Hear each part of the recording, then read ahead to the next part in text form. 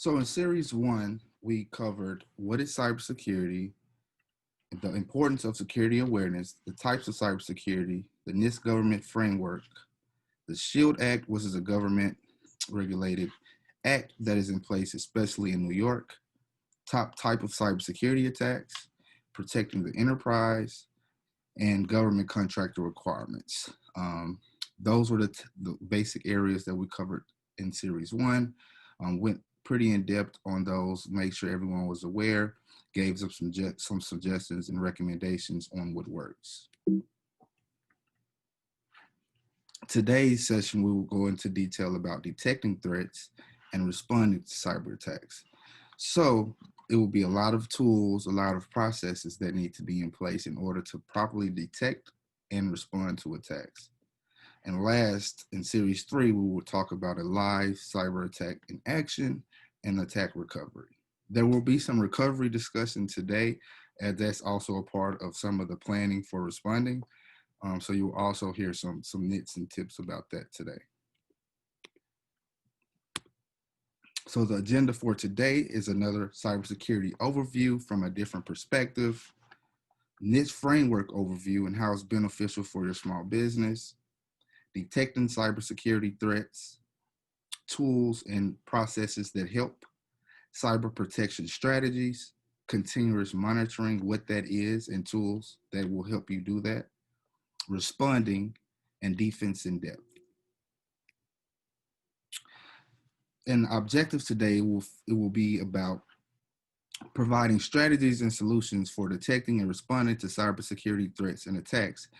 Being able to detect cybersecurity is critical in the longevity in any compliant and secure organization. Adequately responding and preventing the breach from happening or getting further will save data and financial risk. So everybody knows and thinks they know what cybersecurity is, but security is no longer an optional service. It should be woven into every aspect of the business technology infrastructure, and it requires attention on every level, from employees to C-level executives. And this is a fun fact that most companies, cyber attack costs most companies $200K on average. That puts out a lot of small businesses that are striving and trying to make it and grow into that mid-sized business. 200K loss for a small business is detrimental. And it is critical for small business to adopt the correct strategies to be able to fight cyber threats. With 43% of online attacks now aimed at small businesses, a favorite target of high-tech villains, yet only 14% are prepared to defend themselves. So owners need to increasingly start making high-tech security a top priority. So as we spoke last time, the NIST framework, and these are the 5 steps: identify, detect, protect, and recover.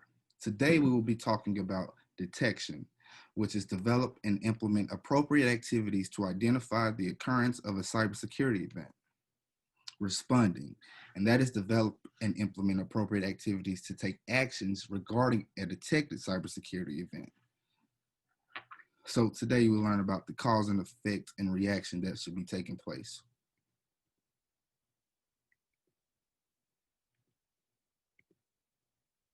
So the framework core is a set of desired cybersecurity activities and outcomes using a common language that is easy to understand.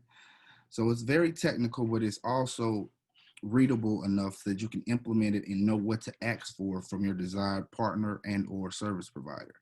And the profile is the unique alignment of the organizational requirements and objectives and the risk appetite and resources against the desired outcomes of the framework. So being able to articulate how your work is being done across your organization, being able to talk to a cybersecurity specialist or IT specialist to be able to guide you in the correct direction of what they think works for you and how to make your network and infrastructure more secure. And then the implementation tiers provide context on how an organization views the cybersecurity risk management and guide them to consider the most appropriate level of rigor for them to be successful.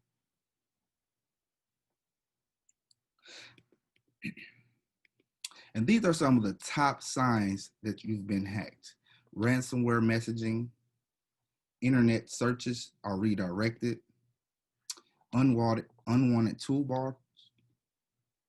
Your password is not working, so you can't log in. You didn't change your password. You know your password. It was even saved on your desktop, so it should be an easy login. You now have to reset it again because it has been compromised. And if you have a good threat detection system, they will let you know when someone logs in. So now, I'm sure if you have your banking apps as another reference, when someone logs in from an unknown device, you get some type of email or text notification. That is all a part of the threat detection systems. And then you get unwanted software installs. And now that's important to see if you accepted these installs and if you know what they are on your computer. You know, sometimes your organization automatically updates your computer for you. They let you know, hey, you have a new install available. It's normally a drop-down list to actually either install now or remind you later. You want to make sure those are authorized through your network and your IT team so that you're not downloading something on your computer that is malicious. And these aren't the only signs. There are other signs, such as you see your mouse moving between programs and using it for you without your authority. Your online account is missing money, so you've seen transactions happening that you did not approve. You've been notified by someone you've been hacked, so you get threatening text messages or emails.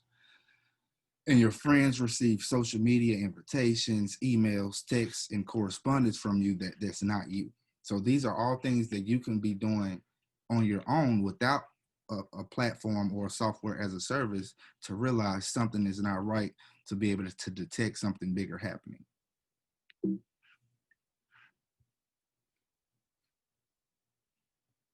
And now it is poll time, and you will see a poll that pops up in the middle of the screen.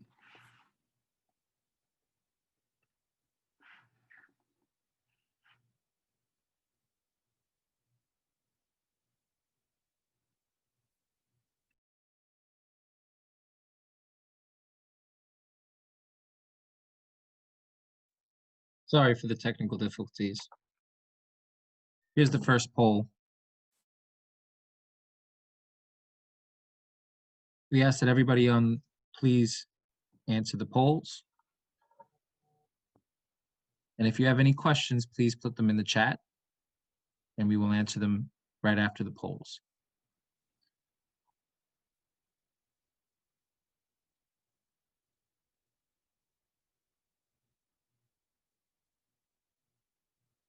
And welcome to the newcomers. Feel free to answer the polls and ask any questions in the group chat.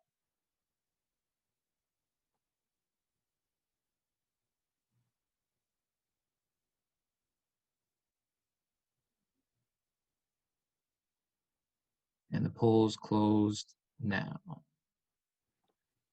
Here are the results. So it looks like we had pretty good feedback.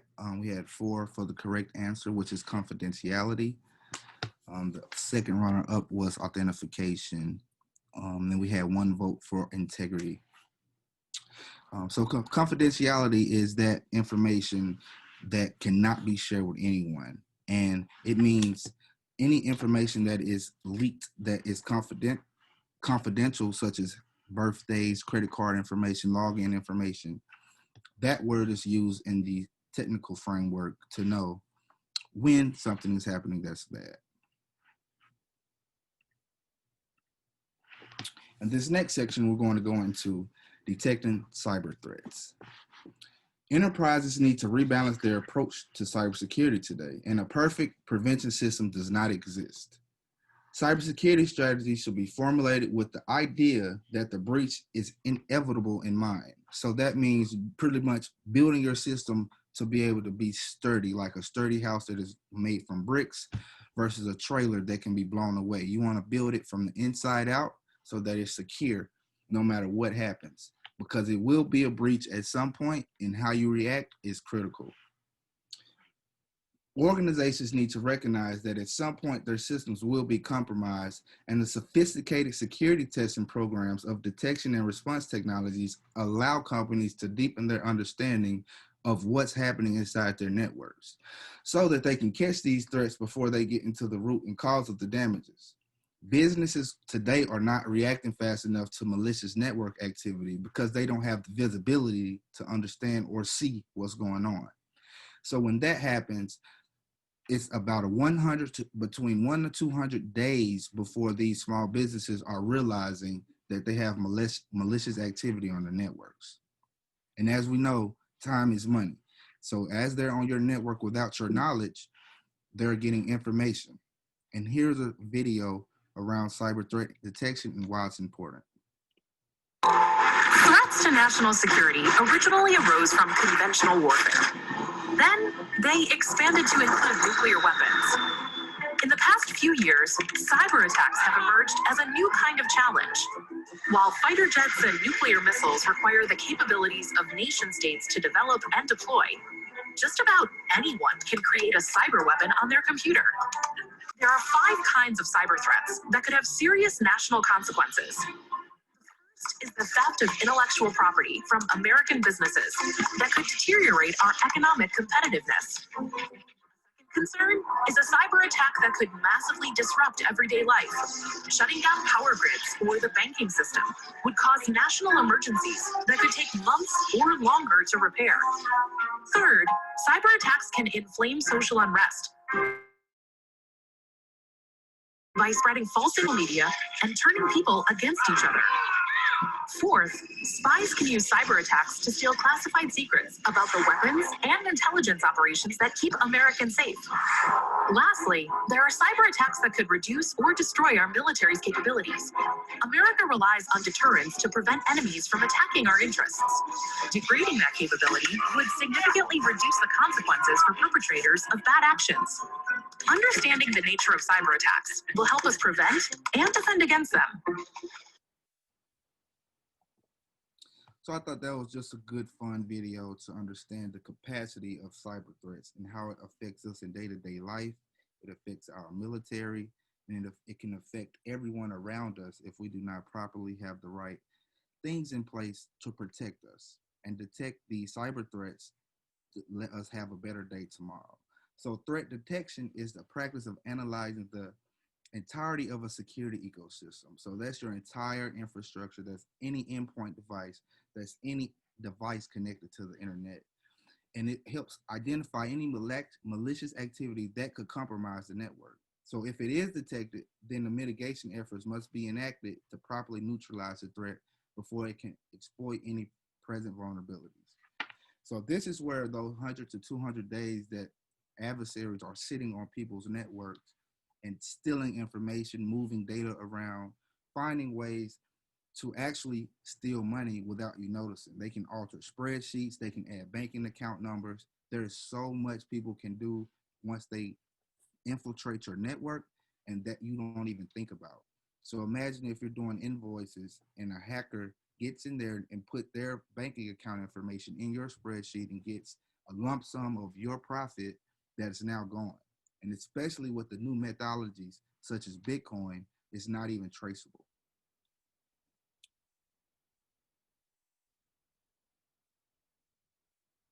And here's the second poll.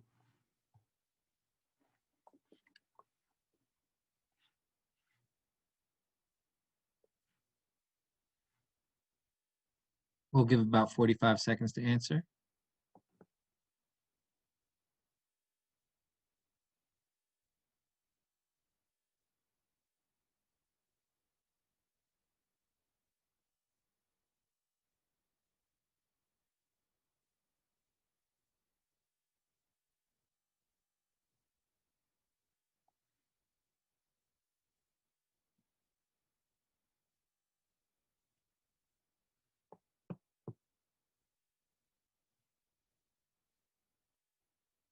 All right, it looks like everybody's answered. Sharing the results. Perfect. So we actually got 100% of those who participated. I'm glad it's resonating. And malicious hackers can gain illegal access at the operating system level, application level, or network level. So if the penetration testers or ethical hackers lack in testing and reporting the vulnerabilities in a system, this is why that is the correct answer.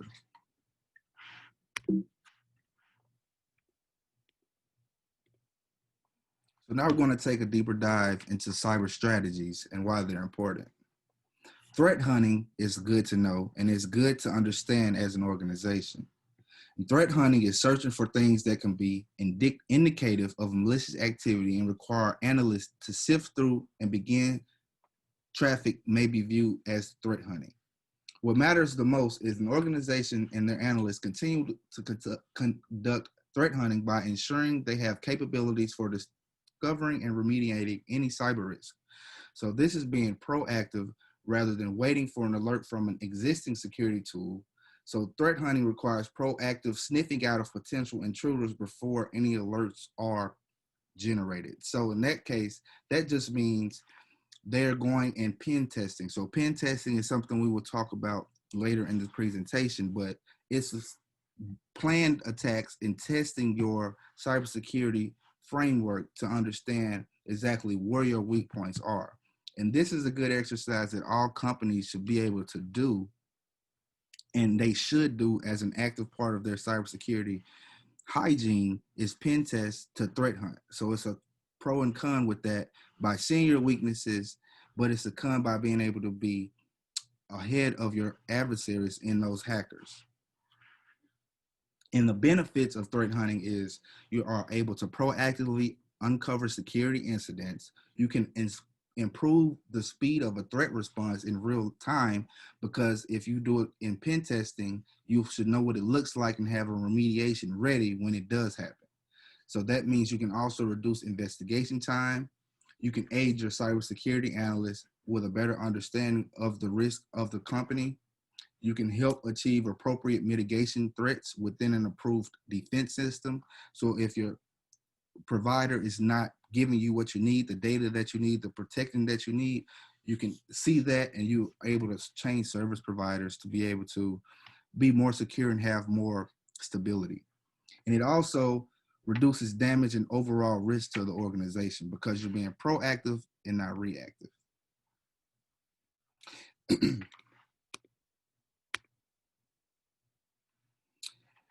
And security experts use an 80-20 principle to assess cyber threats.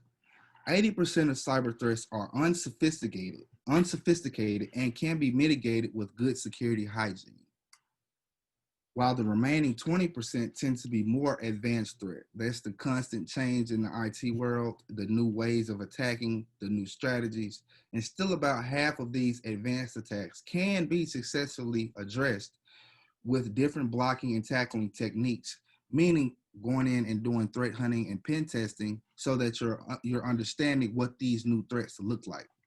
So instead of trying to infiltrate the environment from the outside as it happens, cyber threat hunters work with the assumption that the adversaries are already in the system. So that stops the virus from spreading. That stops the hacker from being able to roam for 100 or more days.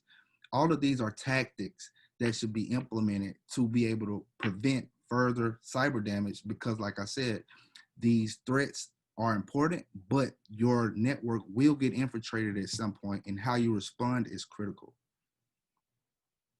And during threat hunting, the analysts carefully analyze the entire environment.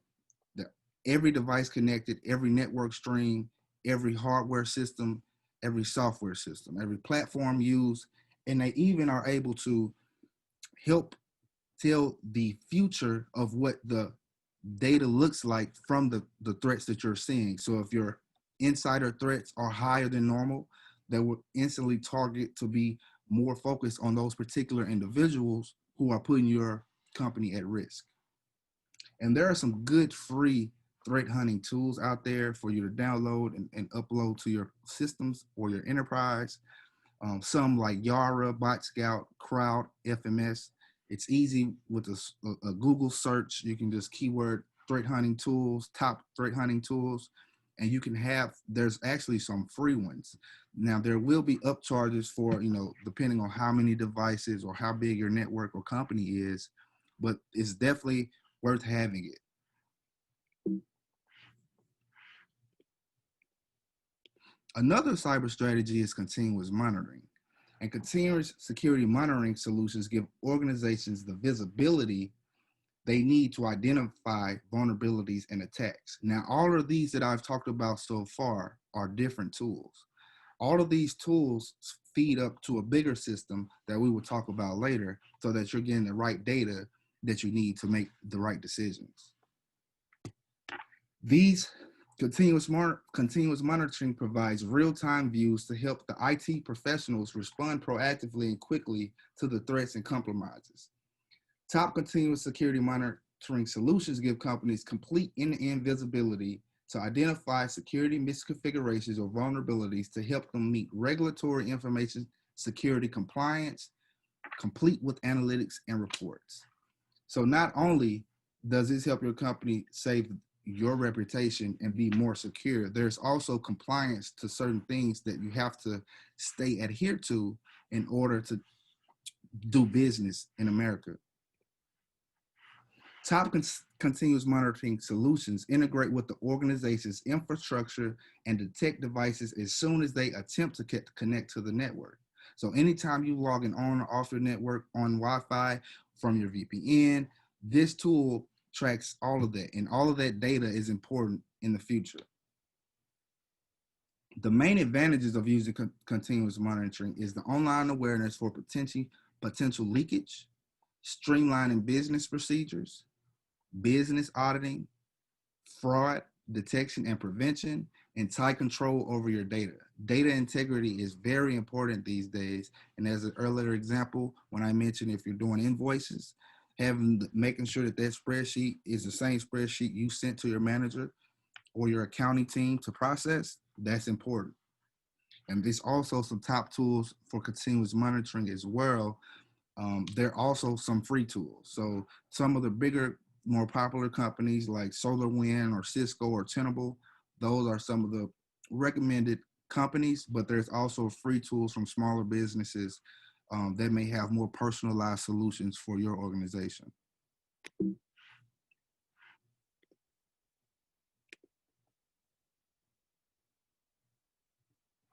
Threat intelligence. And threat intelligence feeds our continuous stream of threat data, such as indicators of a compromise. As the name suggests, these feeds are to be fed to technologies like the SIEM, which we will talk about momentarily.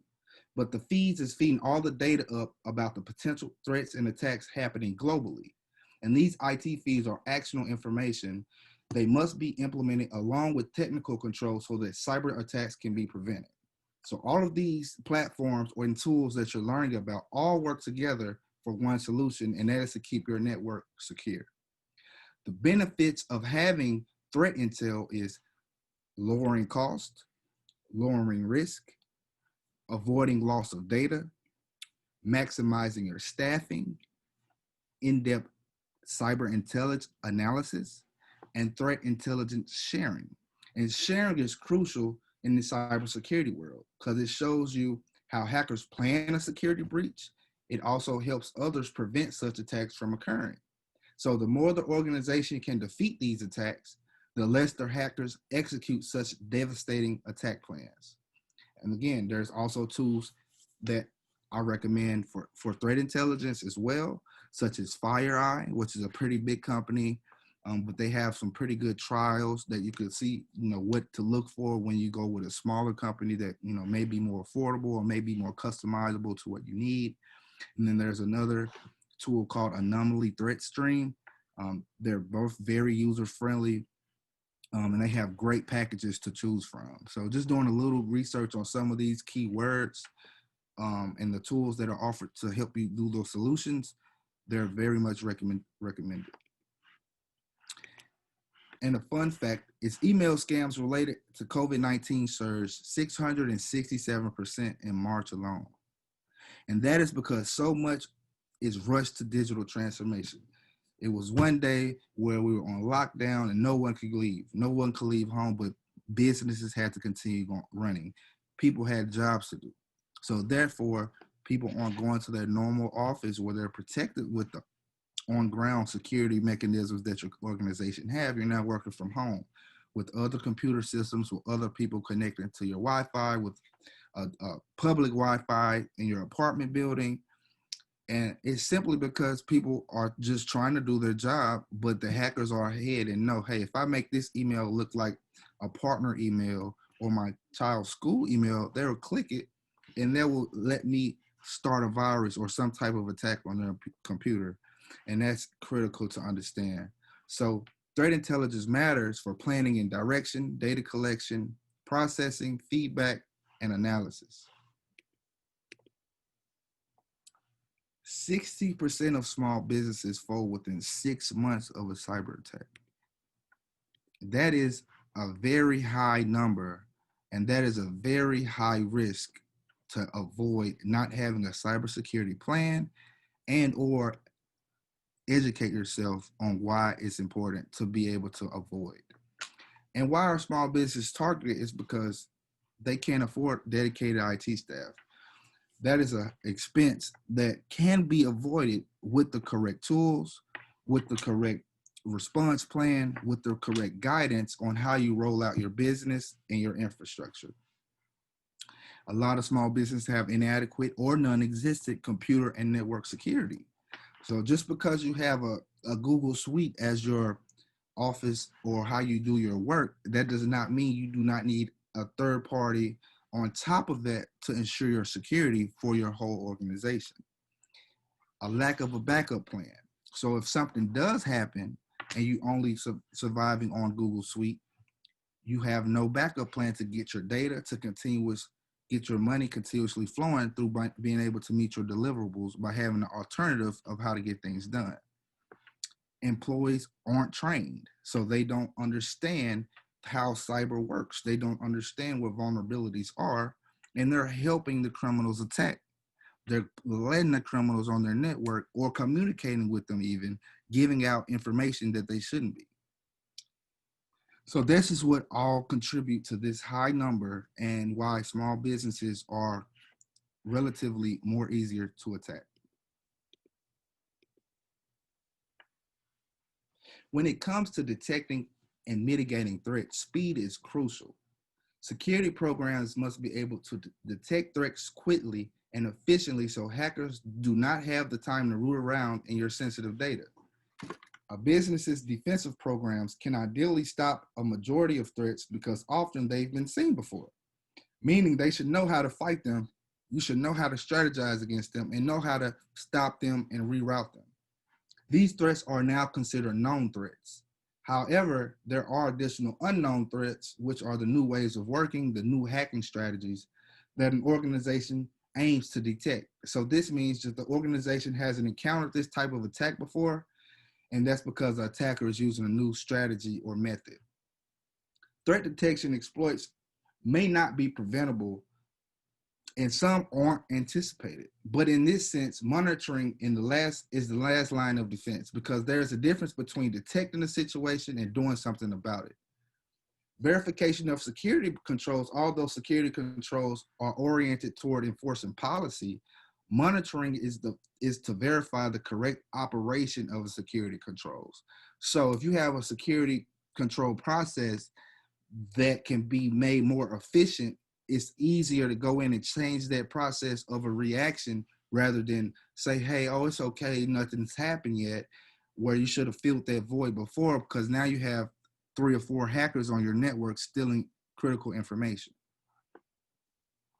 And some of the top reasons of the importance of security monitoring is threat detection, verification of security controls, exposure of bugs, legal records of activity, enabling forensics, reducing risks, preventing financial loss, and investing wisely into your infrastructure.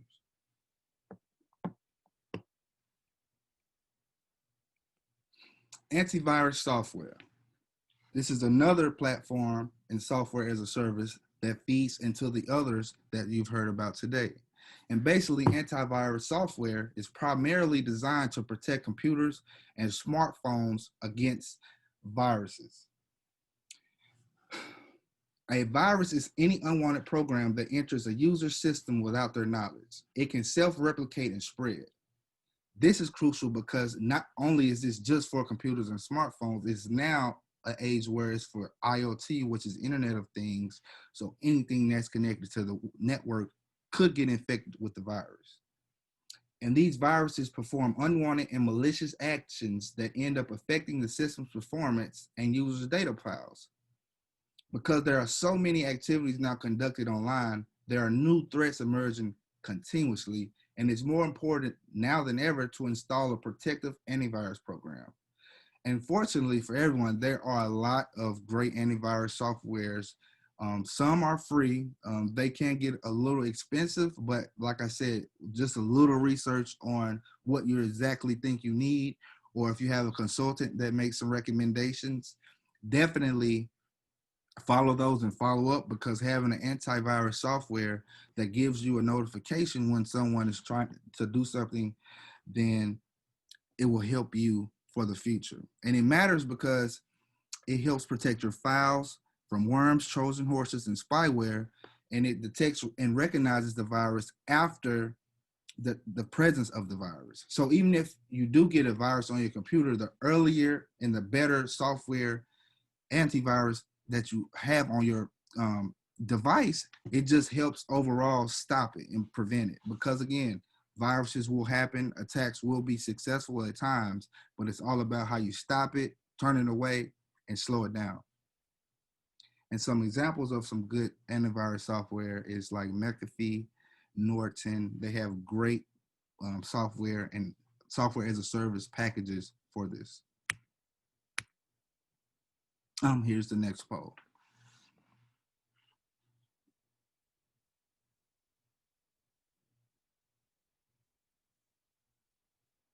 Once again, I'll give 45 seconds to answer the poll.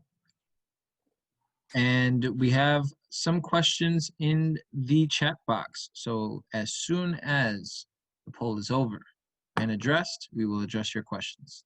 Thank you for putting them in the chat.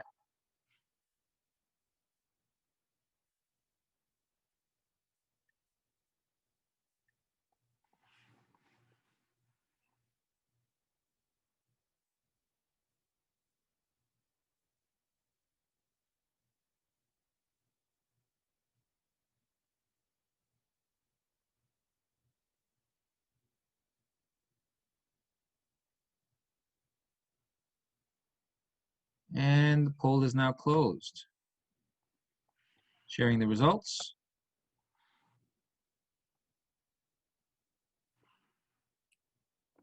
All right, Julian, take it away. Compromising confidential information comes under bug, threat, vulnerability, and a check. So the correct answer is actually threats. And threats are anything that may cause damage or harm to your computer system, individual, or any information. Compromising of confidential information means extracting out sensitive data from a system by legal manner. And John, so I can address the questions now. Okay, so the first question is, how can we know that a firm's threat software is a trusted resource? Is there a rating system or service or a qualified partner rating that we should be looking at?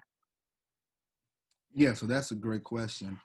So in this mechanism, when it comes to picking a service provider, you would just do your diligent research, such as reviews, asking what policies they follow to ensure that they are trusted advisors. So they will have company certifications saying that they are authorized to run this type of business for your organization.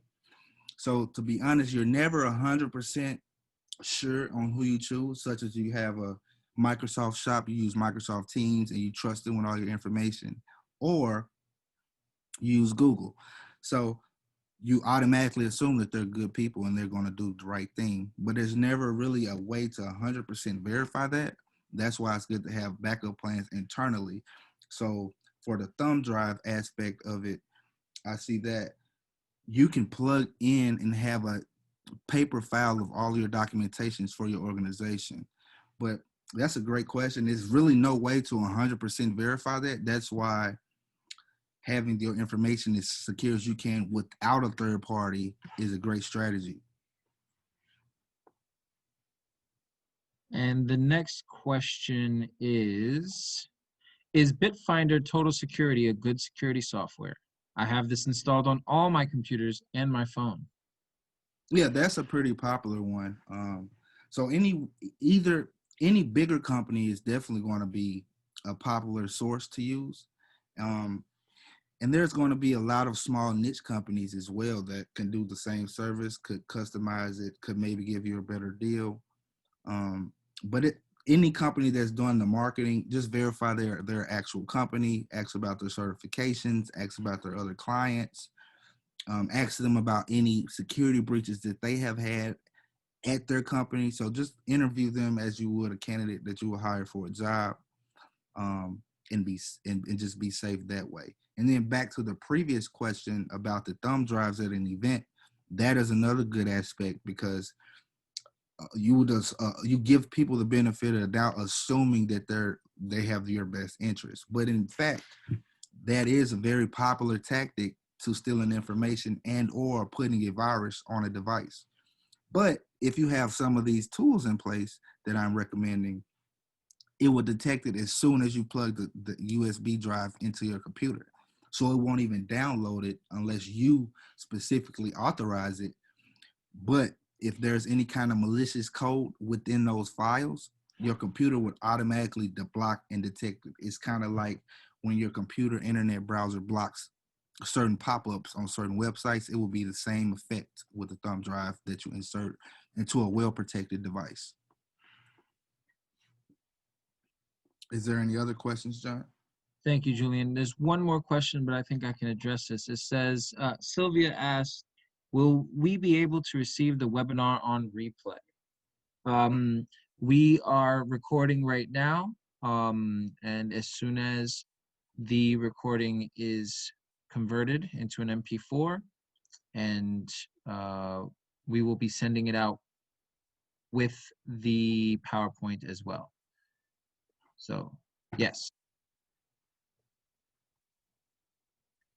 Excellent. And this section is going to go into more tools that you can use, and they're known as threat detection systems. So the first one is the SIEM tool that I referenced earlier, and that is a security information and event management tool. The next one is the intrusion detection system, and then the third is the intrusion prevention system. Now, all of these are different. All of these are separate, but there are certain entities that provide them as one service. And this is according to recent studies, 60% of all small businesses close within 6 months of a data breach. To stay protected, decision makers need to implement a cybersecurity strategy centered on security information and event management and identify the key features needed for a secure IT environment. Solutions Review presents the top 5 features of an effective SIEM solution and why each one is crucial to your business. Number 5, endpoint detection and response. Normally considered a modern endpoint security capability, EDR monitors endpoints for anomalous programs and behaviors. EDR also provides critical cybersecurity insights into your endpoints and thus your business processes. Each endpoint serves as a gateway into your overall network and could be a major infection point for hackers. Number 4, machine learning. From pre-configured rules, machine learning can predict future data from previous patterns. It can also analyze patterns from previous breaches to detect activities indicative of a new breach. For example, if your enterprise suffered a credential stuffing attack on one account, your SIEM solution will recognize a similar attack on another account much more quickly, substantially minimizing the damage. Number 3, threat detection, containment, and elimination in real time. SIEM solutions include out-of-the-box automated threat containment and elimination programs. In fact, they can automate the task of writing rules in order to detect real attacks from a plethora of threat indicators. It can help you monitor web traffic and analyze known malicious software. Number 2, real-time alerts with correlation. After your SIEM solution aggregates and normalizes your security data, it can analyze it for potential threats through security event correlation. If your solution detects a problem, it can send your IT security team an alert prompting an investigation. Number 1, user and entity behavioral analytics. Behavioral analytics and predictive modeling through UEBA helps add contextualization to alerts and to potential security events. It establishes baseline behavior models for users and applications, including their workflows and access databases. Deviations from normal baseline behaviors can indicate compromised accounts or insider threats. So that was an overview video telling you how important this type of software as a service is for your enterprise.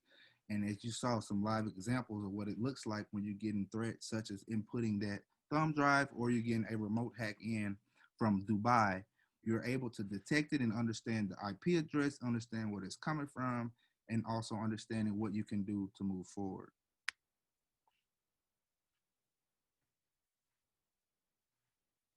According to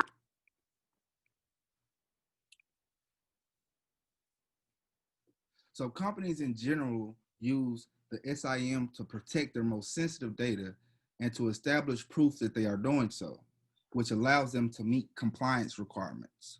A single CIM server receives log data from many sources that can generate one report that addresses all of the relevant log security events among these sources. Most of the compliance reporting requires robust centralized logging capability, and without a SIM, an organization would have to assume the labor-intensive task of retrieving log data individually from each source. So all of the tools we talked about previously feeds up to this SIEM and pretty much gives you a dashboard and a live feed of what's going on. And the SIM is a type of software that logs all network activity for you so you can identify unusual activity. And if it's not properly configured, the software can create a massive amount of data bloat, making it hard to manage. So data integrity is critical. And the main features are threat detection, investigation, and time to respond.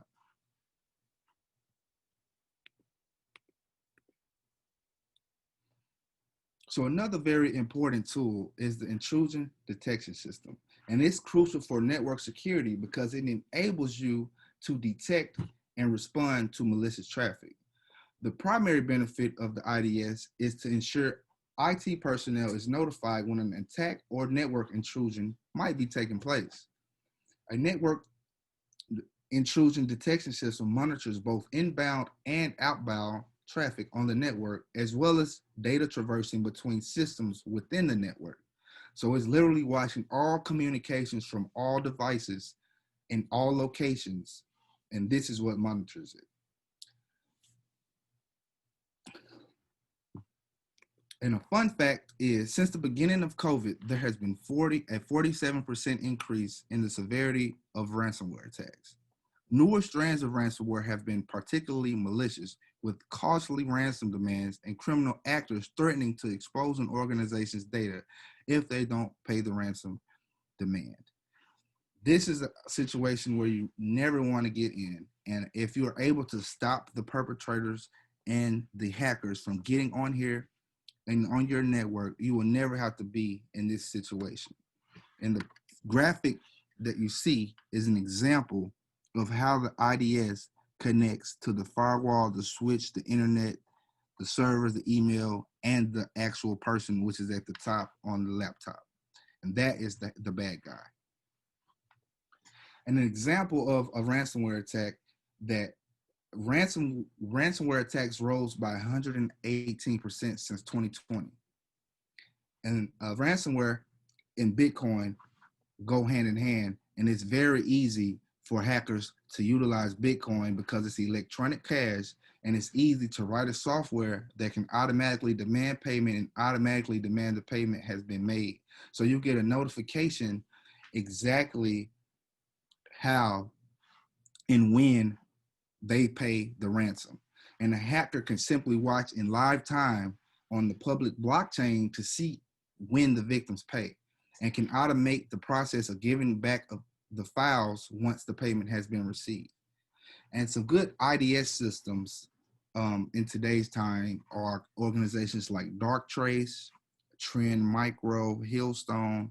There's many, many, many more that are out there. Just really have to see exactly what you want and where you feel that your organization needs some extra support.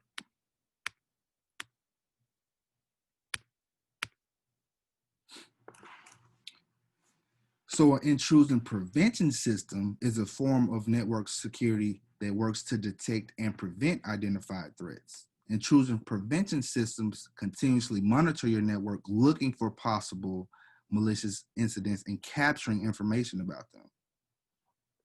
A network intrusion prevention systems offer administrators the ability to customize their security solutions to address any relevant threats on their network.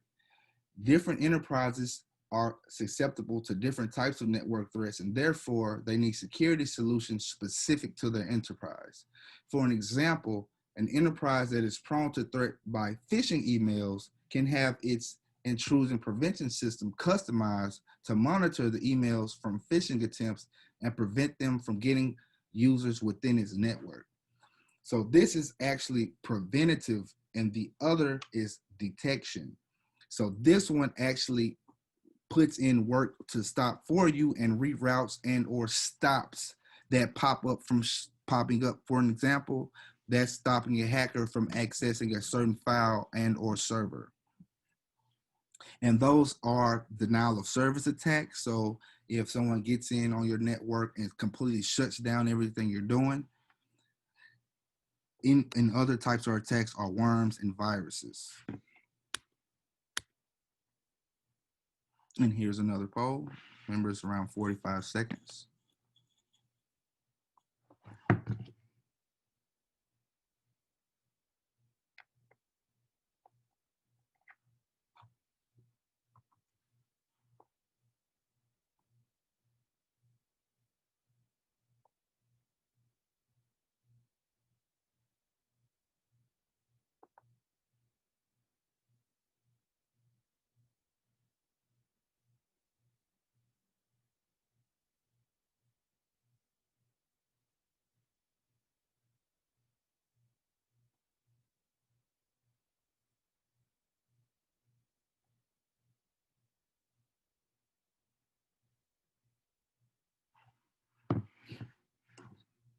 Okay, so it's been around 45 seconds. The poll has now closed. And it looks like we did pretty good on that one. So a lack of an access control policy is a bug, threat, vulnerability, and attack. And the correct answer is vulnerability. We got that correct with 71%. And access control policies are incorporated to a security system for restricting of unauthorized access to any logical or physical system. Every system compliance program must need this as a fundamental component. Those systems which lack this feature are vulnerable. Julian, we look like we have one more question. The question is, what is the average cost to maintain an SIEM? So since this is probably one of the bigger software as a service that you will need and use, this one is a little costly. I would definitely reach out specifically based on your network size, but the hardware install is around 25K and up, but it also can be catered towards device and towards databases, towards servers. So it's different kind of ways they can be implemented, because it could also be like 2,500 per employee. So it's a lot more expensive than, just getting a simple software as a service, because all of the platforms feed up to the SIEM. So you don't necessarily need it, but you would also need a cyber/data analyst. If you have 4 other tools and you need the data backup, they will have to do manual algorithms to be able to get the correct data. So it's useful, but just depending on what how big your company is and how many people you're trying to cover, that's what really would depend on the price. Are there any more questions, John? Nope, not right now. That's the only question up right now. Again, I'm going to advise everyone to just put your questions in the chat and we will answer them after every poll. Thank you. Continue, Julian. Perfect. So vulnerability scanning, this is another tool, and it is an inspection of potential points of exploit on a computer or a network to identify security holes. A vulnerability scan detects and classifies system weaknesses in computers, network, and communication equipment and predicts the effectiveness of countermeasures. And the benefits of vulnerability scanning is detecting the possible security breaches before the attackers reach them, making an inventory list of the components on the network with their complete information. This list also includes particular vulnerabilities associated with that device. And this is another data point that is critical to understand and know what to look for, where it's coming from, and who's the source being targeted. And it also could make you wonder, are they a insider threat? Why are they always getting targeted? Why are they constantly clicking the links? So that could also mean they will need more training, or you could take whatever kind of active measures from that point. But being able to see that is very critical in your success. You can also create a benefits curve with analysis of risk and enhance of the investments in the security. So you can see, people in what locations and what part of your organization needs more security mechanisms. So if you have a lot of entry level employees on your team and, they're new, they don't really understand, they're really careless, you might want to wrap their devices in, what they have access to a little tighter than you would a senior or, executive level in the company. And there's different types of vulnerability scanning as well. So there's port scanners, which is a software application that probe a server or host for open network ports. So if there's an infiltrator pretty much trying to manually code your network and put a third party access stream, such as I'll continue to use the spreadsheet. If a hacker is going in pretty much and routing information from one server to another, showing themselves as being a cloud transmitter, but they entered a port that you had open because through your transcription network protocol, you didn't block a port that's not being used. So it should not be any ports available that aren't being used by someone on your team, because that leaves a big gap for vulnerability. Network enumerators, and that's a program that retrieves information about users and groups on network computers. So if you're in a public location on the Wi-Fi and you're not on the VPN and you have access to your company's database or their mainframe, that person can hack that computer and understand exactly what your team is doing by certain strategies that they develop by understanding how to infiltrate certain networks, because every network kind of set up differently. If they have enough time on that device, so if you're at Starbucks working for 8 hours, that's how long that hacker has to figure out what kind of loopholes he needs to develop to be able to get further. And there's web application security scanners, and those programs they communicate with the web applications to detect areas of exposures. And the vulnerability assessments also has some steps which are mentioned above, but also you want to define the IT assets. So the software and the hardware in the infrastructure, you want to give them an identity. You want to be able to identify them by a number. Outline the estimate of the budget and the value of importance of these assets. So asset management is something we will discuss later in this conversation, but it's something that is extremely critical because as we know, you keep your most expensive jewelry in a very secure location. You keep your money at home, your cash, in a secure location, and that's the same thing you need to do with your important data on your network. And there's also some great recommended vulnerability scanning tools. Now, there are some that are free with an upcharge for whatever additional services you may need, but some are like OpenVAS and Nessus. Those are two pretty good, and they're pretty affordable to implement on your network.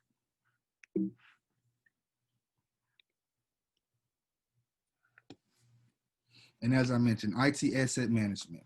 IT asset management allows your company to maintain an accurate, documented IT environment outlining asset and data owners to pinpoint risk and security issues across the network. Maintaining an IT asset management program also eases the process of costing and collecting documentation and other information for regulatory compliance. You can't ensure adequate security protection throughout the enterprise without an accurate IT asset inventory to verify and validate.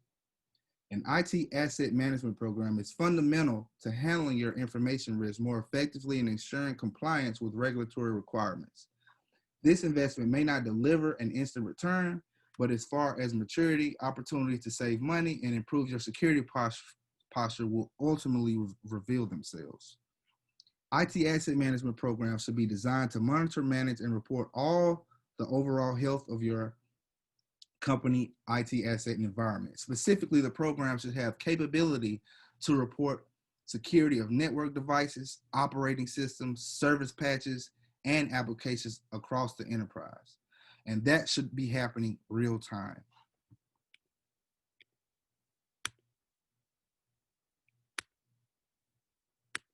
And some benefits of IT asset management is streamlining your hardware asset management, enhance your IT service management processes, automate your inventory management, and make proactive data-driven decisions. And an ITIM helps IT administrators see where assets are physically located. It shows who is using the asset as well as the associated cost, center, or department where the asset is used. When IT assets don't report into the network, even if they don't respond properly to the network security updates, it's important to know where the asset is located so that technicians can quickly locate the asset to perform visual inspection. Although security risk associated with the smart light bulb may be minimal, for example, software that controls that smart light bulb could be compromised if it's not properly secured. So that light bulb example is an Internet of Things example, such as the thermostat, a microwave, an oven. And this system helps understand the assets that are at your house to be able to get to your computer, for example. And an ITAM keeps a non-traditional IT device visible security administrator, which is ensuring that all devices, such as any IoT hardware and its supporting software, are properly secured and kept with the latest software and security updates. So if you have outdated technology in your house, that is a huge risk because there are patches such as your iPhone patches or your iPhone updates. Those iPhone updates comes with hardware and software patches to help protect and give you the newest of what's happening within that particular realm.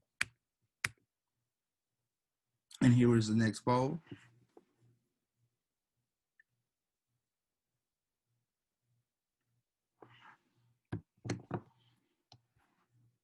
Once again, everybody, 45 seconds. And if you have any questions, please put them into the group chat. As of right now, there are no questions.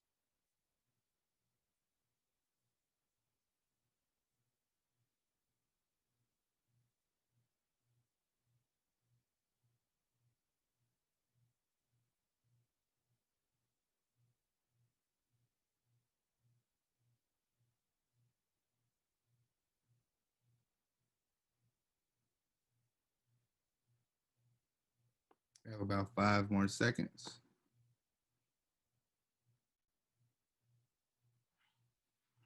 All right. Let's see. All right, ending the poll. Sharing the results. So blank is a set of conventions and rules set for communicating two or more devices residing in the same network. And the choices were security policies, protocols, wireless network, and network algorithms. The correct answer is protocols. And network protocols are designed with mechanisms for identifying devices and make connections between them. In addition, some proper rules are defined as to how data packets will be sent and received.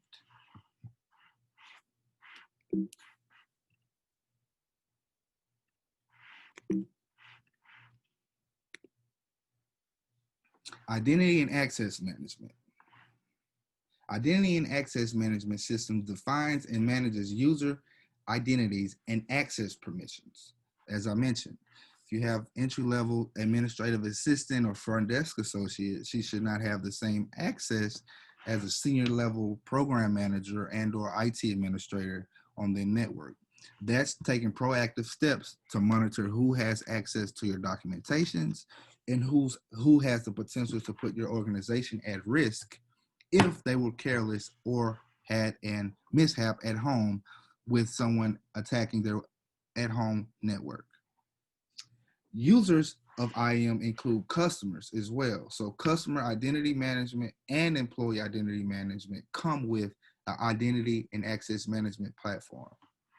IT managers can ensure that users who are who they say they are. So in this remote environment, if I'm working from Tulsa, my IT manager is able to authenticate my device, one, because every device should has its own significant identification number, such as every vehicle has a VIN number, every laptop, every cell phone that connects to your network should be identifiable in the data library so they know exactly who you are. And they can easily send a ping point to you specifically to verify a security question, enter a PIN, they could even log you out. And if you can't log back in, that's a problem solved in itself. So all these are ways to be proactive to be able to keep your network secure.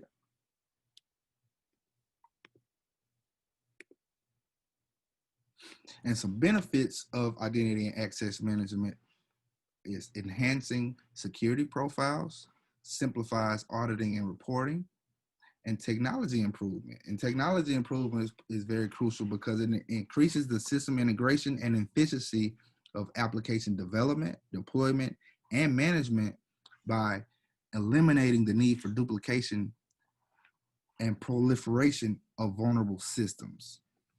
And for example, Okta software allows you to create an identity management policy restricting access to application based on the time of day. So if it's not during your core business hours, you can actually lock that completely down, which is asset management as well, because it will be an unusual activity unless you have a MVP type of employee, but you will know when it's them. But that's why access management is very important. And this type of tool is important as well because it helps the broader scope of your organization eliminate certain risk. An additional authentication factors such as physical location, Ping Federate is another app that is very useful, can extend a user's security profile with integrating existing identity stores, directories, and social identity providers. Additional rules can automate access decisions by the identity attribute, group memberships, and authentication method. So as I stated, if I choose to go to Cancun and I'm working, the time's different. It's a big time difference, and I'm on at 2 a.m. I would have to the system would automatically give me additional security steps to be able to access. It wouldn't be a single sign-on, such as just entering my password. I will need to answer a few questions to be able to move further. And at that point, I still should be only limited to certain access, such as, email, maybe a few of the databases that I need to do my work. But having full open access would be a huge risk to do outside of these rules that you have.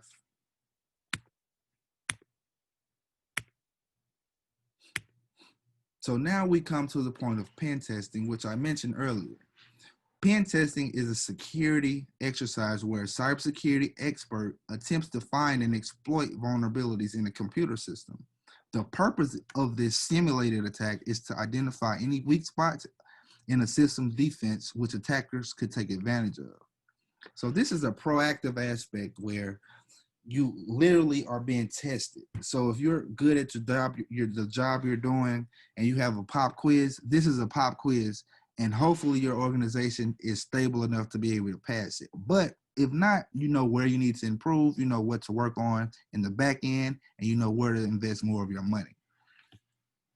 So an overview of what a pen test model actually looks like is broken down in 5 or 6 steps. So you have the first stage, which is defining the scope and goals of a test, including the systems to be addressed, and the testing methods to be used. So you'll be gathering intelligence from the network, the domain names, the mail servers, and you want to better understand how a target works and its potential vulnerabilities.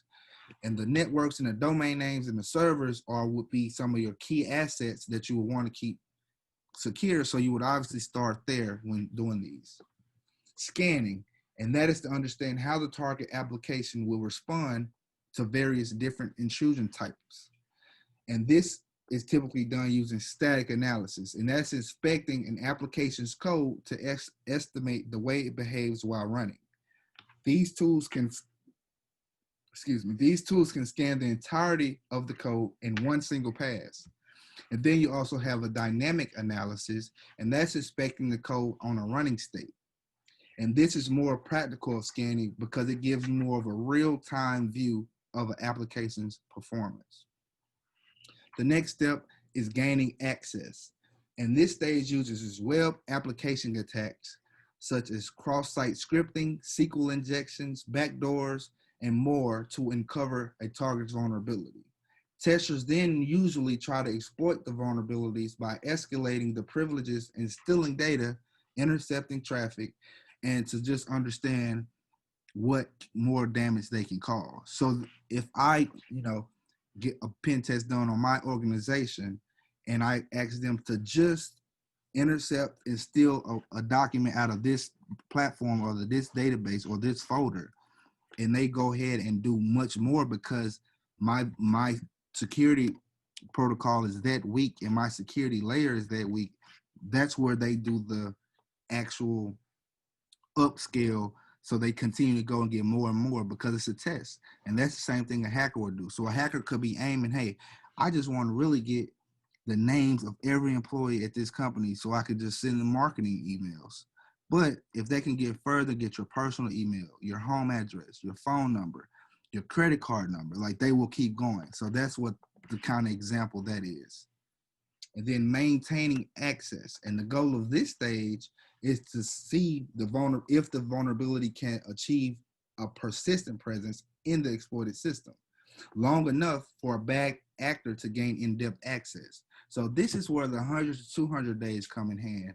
So like I just stated, they could have one target in mind, but if they realize, hey, this organization does not even know I'm here, I'm going to sit here, I'm going to transmit data back and forth, and I'm going to take my time to understand exactly how I could get to another layer in this organization. And that point, that go from phone numbers to credit cards to social security numbers.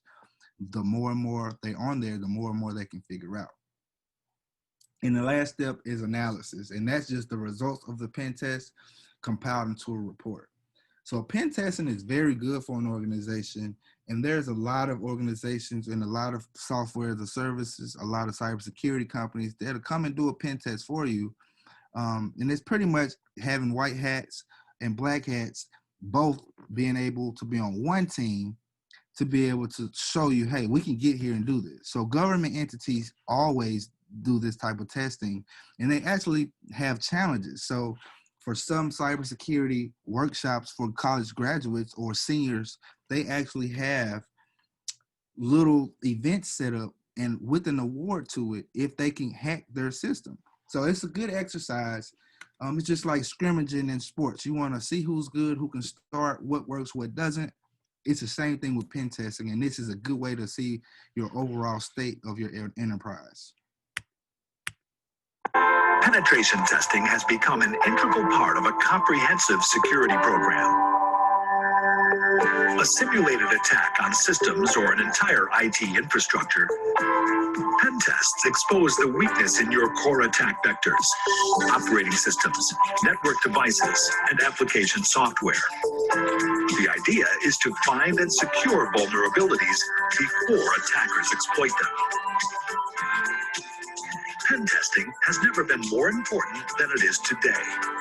With DDoS attacks, phishing, ransomware, and countless other tactics used by increasingly sophisticated cybercriminals, the best defense starts with knowing your strengths and weaknesses. As Sun Tzu wrote in The Art of War, if ignorant of your enemy and yourself, you are certain to be imperiled. Pen testing provides intelligence and insight into how to mature your security organization by understanding how you could be and likely will be attacked, and what steps you need to take to secure your organization. However, penetration tests are not created equal. If you were to Google pen tests, you would likely find an assortment of companies offering to conduct inexpensive, fast tests geared to help meet your PCI requirement or some other compliance standard. Pen tests need to be about more than checking a box. They need to be the critical starting point to improved cyber defense. Further, one important thing to remember, vulnerability assessments are not pen tests. Vulnerability assessments provide a prioritized list of vulnerabilities and how to remediate them. Quality pen tests have a goal in mind, whether that is to hack into a specific system, breach a database, or simply probe as an attacker would to find hackable systems. Pen tests are conducted by ethical hackers to mimic the strategies and actions of an attacker. The 5 steps in pen testing should be: 1. Find a vulnerability. 2. Design an attack. 3. Appoint team of ethical hackers. 4. Determine what kind of data they could steal. 5. Act on the findings. Quality penetration tests should give you deep insight into the organization's overall security posture, and more importantly, how to prioritize vulnerabilities found in the test and eliminate them in order to improve the organization's security maturity. So that was a pretty good video. I really like that one. It goes over a lot of important information. It really gives you a good overview. If you don't understand how I deliver the message, it gives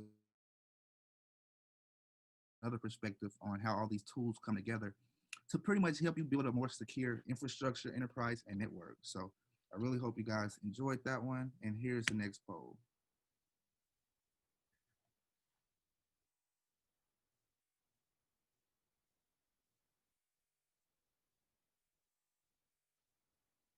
Once again, everybody, about 45 seconds to answer these.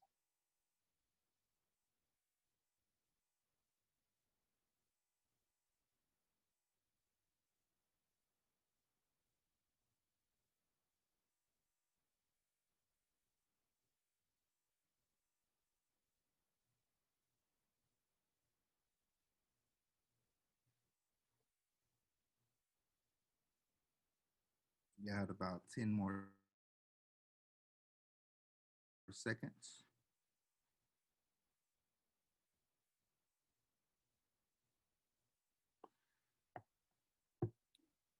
So the poll is closed. And the process of finding vulnerabilities and exploiting them using exploitable scripts or programs are known as blank: infiltrating, exploitation, cracking, or hacking. And the correct answer is B, exploitation.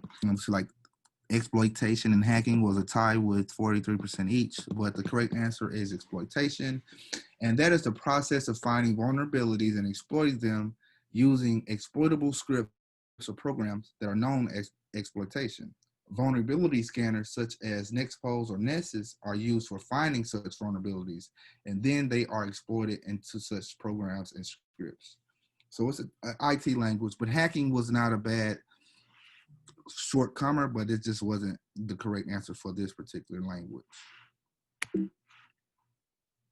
Now we're in the aspect of responding to cyber attacks. So this is another step in the niche framework, and we'll go over some strategies and tools that will be used or recommended for responding. According to recent reports, there's a hacker attack on average of every 39 seconds, and 43% of these attacks are targeted to small businesses, which we mentioned earlier. But by 2020, the average cost of a data breach will exceed $150 million, and there will be a massive 200 billion connected devices for hackers to attack. Despite this, though, about 77% of organizations do not have any form of cybersecurity incident response plan. As a result, there's about 54% of the companies that say they've experienced at least one attack in the last 6 months. The respond function establishes the appropriate actions regarding a detected cybersecurity incident and supports the business ability to contain its impact. That's being able to stop the attack once you realize it's there, detain it, keep it where it is to understand how it got there if you have the correct team or product on your enterprise. So ensuring your response planning processes are executed during and after an incident is critical. And you want to manage the communications during the event and after the event with the stakeholders and law enforcement. So the analysis is conducted to ensure effective event response to support recovery activities, including forensic analysis and determining the impact of the incident. The organization implements improvements by incorporating lessons learned from current and previous detection and response activities to be able to be more effective and efficient in the future.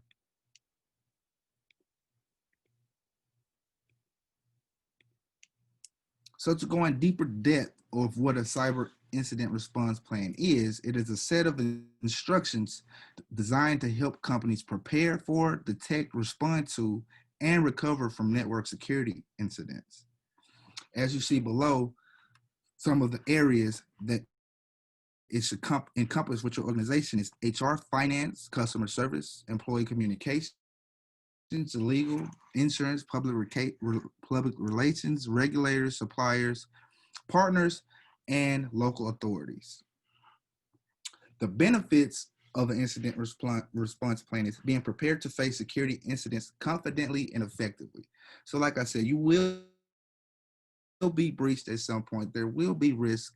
There will be alerts that you get that you just don't know what to do, but having the correct response plan in place that you follow will definitely help.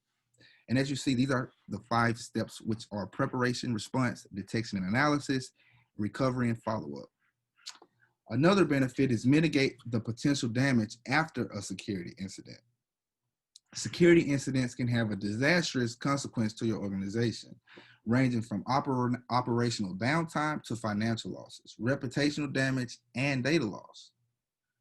Once a security incident has occurred, it is crucial to have the necessary mechanisms in place to mitigate the potential damage and implement corrective actions.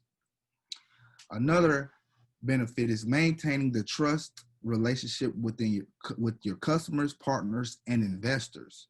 So in today's world of increasingly detrimental cyber threats, no business is safe at no size.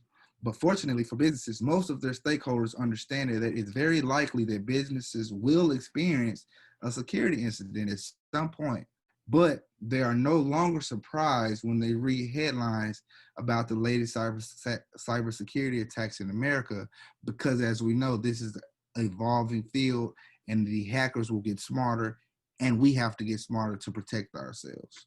And what's important to keep in mind is post-incident communications are crucial in maintaining your trust relationship with your stakeholders, customers, partners, and investors.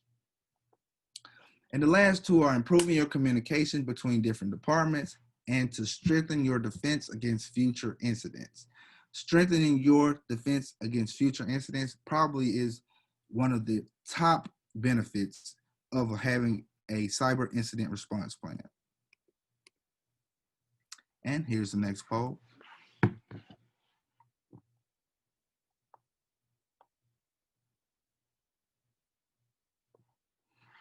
Again, 45 seconds.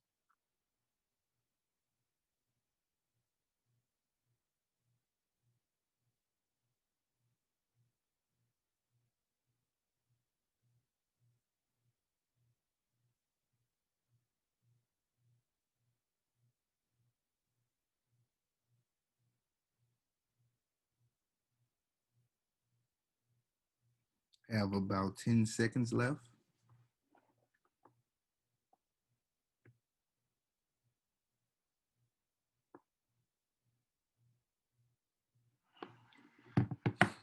All right, that's the 45 seconds. See the results. Nice. So fixing of security vulnerabilities in the system by additional program is known as blank patches. Hacking database server security. So it looks like we have 71% with the correct answer, which is security. And fixing of security vulnerabilities in a system by additional program known as security patches. These type of patches help in fixing security bugs and improving your overall security and operability of your system.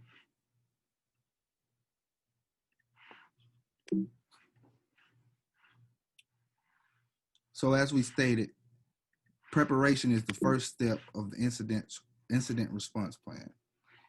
And the excuse me, preparation is the first phase of the incident response planning and arguably the most crucial in protecting your business and digital assets. During the preparation stage, you will document, outline, and explain your incident response team's roles, responsibilities, including establishing the underlying security policy, which will guide the development of your plan. And these steps that you see on the screen are very important. And here's more steps to follow.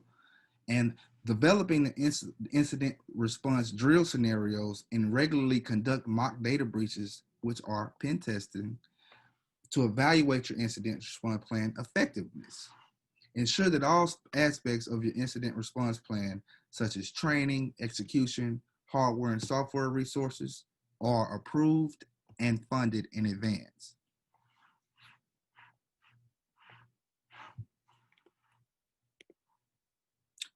Here's another poll.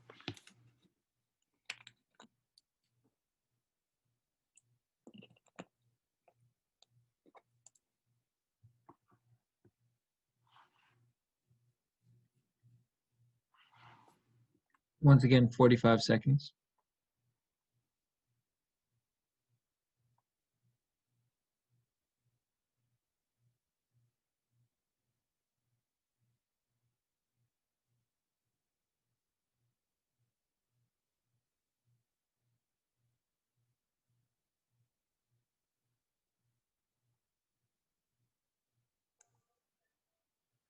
Wow, that's interesting. I could see people switching back and forth between answers.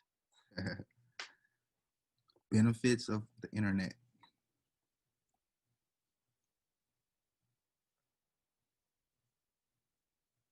We'll give an extra 5 seconds for the undecisive folks. Mm-hmm.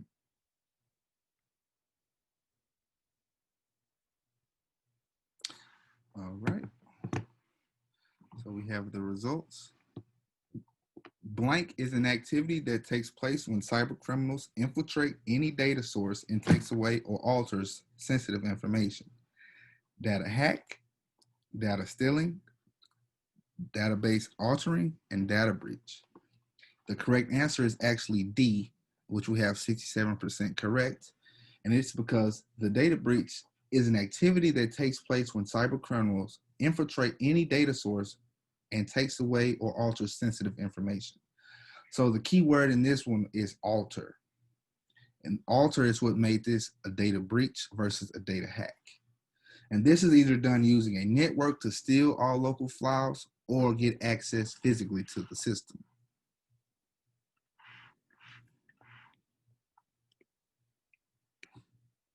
And the next step in the incident response plan is detection. And the detection phase of a security incident response plan involves monitoring, detecting, alerting, and reporting on security events. This includes identifying known, unknown, and suspected threats, those that appear malicious in nature, but there's not enough data available at the time of discovery to make a determination. When a lead threat or security incident is detected, your incident response team should immediately, if not automatically, with the help of the incident response software, collect and document additional information, forensic evidence, artifact, and code samples to determine the severity, type, and danger of the incident to store that data for the use in prosecuting an attacker at a later time. So you want to document as much as you can. You want to ensure that you can, even if you can screen record, there's many tools and many ways to document these days. But to be able to find that particular resource and hacker and to adequately explain your situation and adequately prosecute them, you need evidence. Responding. Responding to a cybersecurity incident takes several forms. Incident response actions may include triaging alerts from your endpoint security tool to determine which threats are real and or priority to address security incidents. Incident response activities can also include containing and neutralizing the threats, isolating, shutting down, and or disconnecting infected systems from your network to prevent the spread of the cyber attack. Additionally, incident response operations include eliminating the threat, malicious files, hidden backdoors, and artifacts, which all led to the security incident.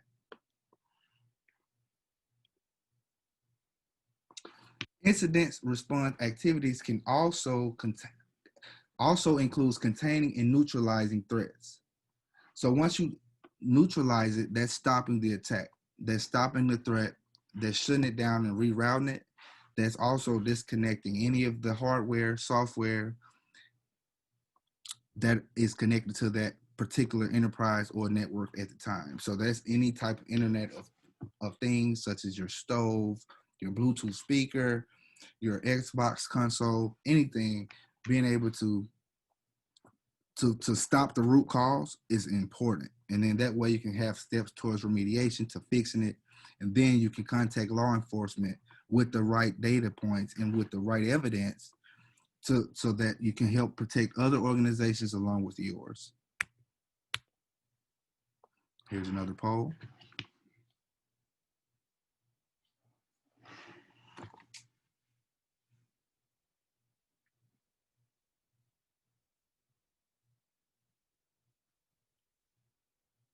Once again, everybody, 45 seconds to answer the poll. If you have any other questions, feel free to put them in the chat.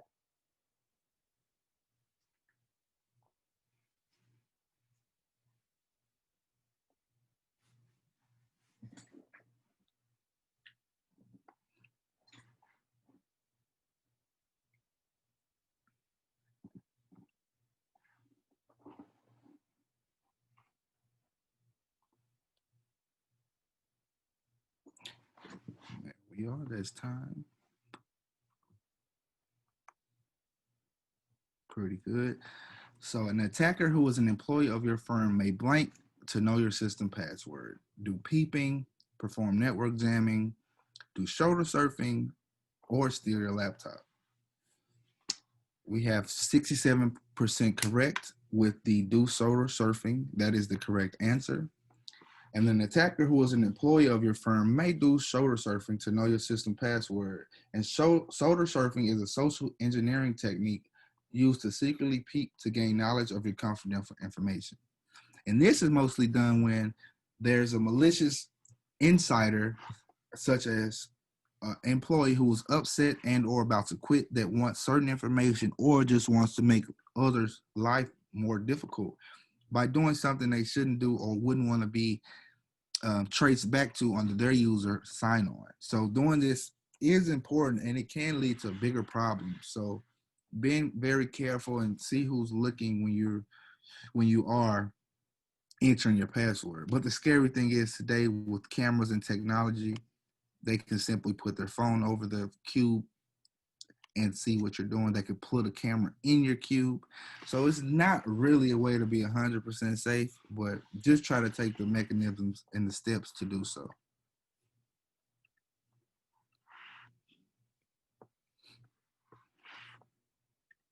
Recovery and follow-up is another step of the incident response plan, and this is a post-incident activity. This includes eradication of the security risk, reviewing and reporting on what happened, updating your threat intelligence with the new information about what's good and what's bad. You want to also update your incident response plan with the lessons learned from the security incident to certify and then recertify your environment that it is in fact clear of future threats. This is critical because post-incident cybersecurity compromise assessment or security is an IT risk. So you want to make sure that you're updating and following new steps or adding a step or removing a step in your response plan once you really take a thorough understanding and deep dive to understand exactly what happened before you restore the systems, because you wouldn't want to go through all this loss and recover and start up just how you left. So you want to obviously get better from your mistakes, as most people make a mistake at some point in life. We have another poll. All right, ladies and gentlemen, another 45 seconds. Please make sure to participate in the poll.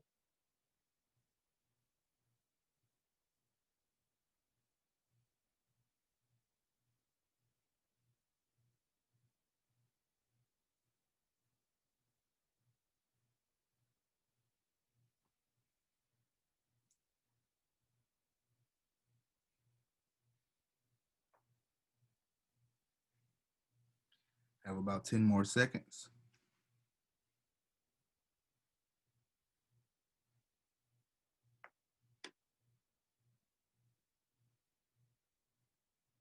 There we are.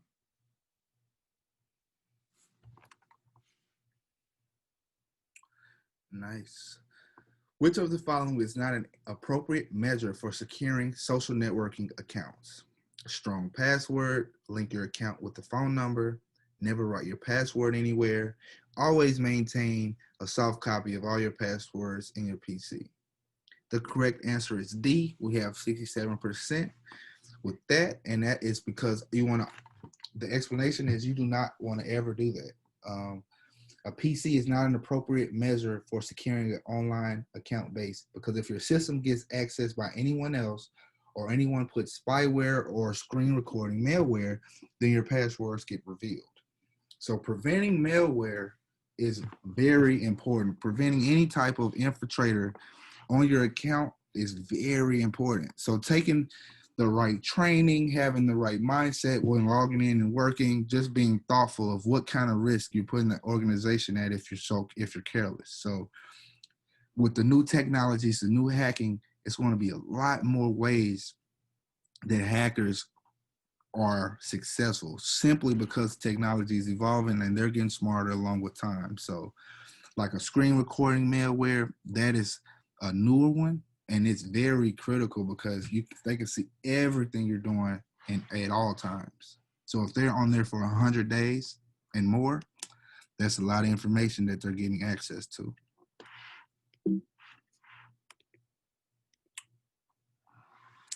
Defense in depth.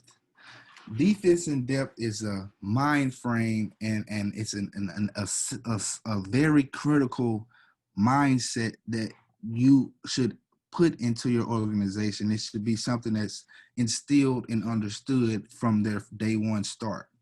And the most thing to understand about defensive depth is that a potential attack should be stopped by several independent methods. It shouldn't be one source to stop an attack. This means security solutions must address security vulnerabilities over the lifestyle or over the life cycle of the system, not just one point. So you can't just upgrade the system one time. You can't just have one little cybersecurity tool on your account and think that it's safe. So employees and people, humans, essentially are the first line of defense. Data centers and the Internet of Things that go along with remote working are all great examples of things that can increase organizational productivity and employee happiness, but that also introduces a ton of new security risks. Defense in depth is a straightforward principle, and imagine your application is the last component standing and every defensive mechanism protecting your enterprise has been destroyed. Now you have to protect yourself. For example, if you expect a firewall to protect you, build the system as if the firewall has been compromised. That's a great way to think of it, because if the firewall fails, you have to have backup. You have to have something else. And defense in depth is a cybersecurity strategy that uses a series of layered, redundant defensive measures to protect sensitive data, PII, and IT assets. The increasing sophistication of cyber attacks mean organizations can no longer rely on one security product to protect them. Organizations need multiple security layers, including firewalls, anti-malware, antivirus software, IDS systems, data encryption, physical controls, and security awareness training to reduce the range of the possible attack vector. And it goes from data to users to application security, endpoint security, network security, and perimeter security. So this is what a piece of a defense in depth pie looks like in that image below.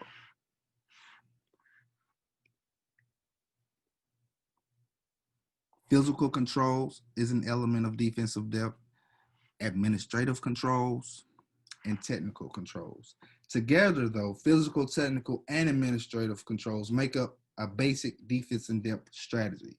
Additionally, many security professionals use security tools to continuously monitor them and their vendors for potential holes in their security defenses. As you see how all the tools that I've been mentioning work together to get you the best protection that you can get. Another fun fact is the virtual private network, which is the VPN global market value, is expected to grow to 50 billion by 2024. This is a good idea to invest in. So if you have any companies, you should research them and invest in some of these companies, just a side note. But for many users, cybersecurity is the driving reason behind subscribing to a VPN. As you might guess, the COVID-19 pandemic has led to many of us working from home, and that's led to a much larger VPN usage. And here's a video for defense in depth. There are threats to every system, and several ways an attacker may try to exploit them. When we consider how to secure a system, we need to consider defense in depth. The defense in depth principle states that there is no one or even two things that will completely secure a system. The point of this is that if one part of the security solution were to fail, then another part should be able to resist the attack. In practice, this means applying security in layers. For example, we could have a firewall and maybe an IPS on the edge of the network. Behind the firewall, there may be an email scanning service, and on the workstation, there would be antivirus software. An attacker may try to send some malicious code through email. The firewall and IPS may not pick this up, as email is a valid application. So we'd rely on the email scanner. But what if that were down for some reason? Maybe it crashed, or maybe it just didn't pick up that this email is a threat. In that case, we still have the antivirus software on the workstation to fall back on. This is an oversimplified example, but you can see that using the defense in-depth strategy reduces the risk of a successful and possibly very expensive security breach. A common security mistake is to rely too heavily on the firewall. All too often people think, I have a firewall, so I'm secure. Unfortunately, that's just not true. Firewalls are only a piece of the much larger puzzle. Consider this. A simple firewall uses IP addresses and ports to allow or deny traffic. You may want to allow web browsing on the network, but is all web browsing traffic secure? An advanced firewall will take it a step further. It can do things like stateful inspection, where it determines if a packet is part of a valid flow of traffic, or whether an attacker is trying to slip a packet into the middle of a conversation. An IPS can take this even further and look deeply into the traffic to see if it matches known patterns of attacks. And still, this is just the edge of the network. What about encrypting traffic with HTTPS, requiring authentication and authorization before accessing secure resources? New security flaws are found regularly. Are you patching these flaws in your systems? And of course, we need to consider our endpoints. That's workstations, laptops, phones, and any other device that connects to the network.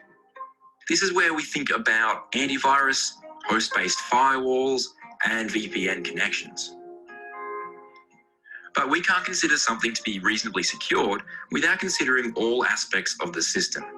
We often think about technical controls like firewalls and antivirus. But what about physical and administrative controls? We need to consider things like the security of the building, locking the door to the server room, and putting equipment in locked racks or cabinets. And what about administrative controls? These relate to policies and procedures, things like background checks for staff, identifying the proper way to handle data, and so on. A big part of this is simply educating the users. Teach them to use strong passwords, how to avoid social engineering, and how to recognize threats in general. This is by no means a comprehensive list of everything you need to think about. The key point to take away from this is that security should be applied in layers, and these layers are more than just technical controls. You should think about what would happen if a particular layer were to fail, and if it does, are there any other layers there to back it up? Don't leave security to chance. So that's another good video that gives you an overall encompassing view of defense in depth and why it's important to have several different mindsets on how you should keep the network secure. So I think that's a very good video to encompass everything that I described about defense in depth. And we're now moving on to the last section, which are the 3 critical aspects to responding to a cyber attack. So what you want to assess is who has access to the servers that were infected, which network connections were active when the breach occurred, and how was the attack initiated. You may be able to pinpoint how the breach was initiated by checking your personal security logs through your firewalls or email providers, antivirus program, or your IDS system. If you have a difficulty determining the source and scope of the breach, considering hiring a qualified cyber investigator, because it really may be worth the investment to help protect yourself moving forward. You will also need to find out who may have been affected by the breach, including employees, customers, and third-party vendors. That way you can assess how severe the data breach was, determining what information was accessed and targeted, such as birthdays, mailing addresses, email accounts, and credit card numbers. And your employees should be aware of your business's policies regarding data breaches. After discovering the cause of the breach, adjust and communicate your security protocols to help ensure the same type of incident does not occur again. And the main information that you want to target is the affected systems, the compromised account, what services were disrupted, data and network affected by the incident, and the amount of damage that was done. Poll time.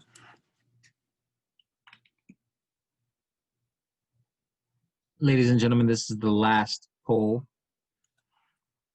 The last poll. Also, Julian, we have a question in the chat. So after the poll, we can address that question.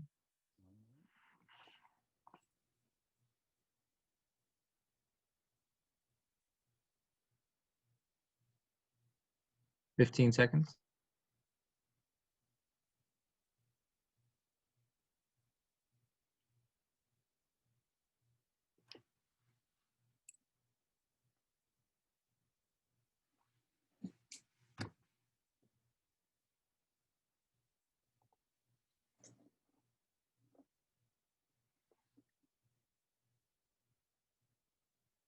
Here are the results of the final poll. Risk and vulnerabilities are the same things. So we had 67%, that's the lucky number for today, with the correct answer with false.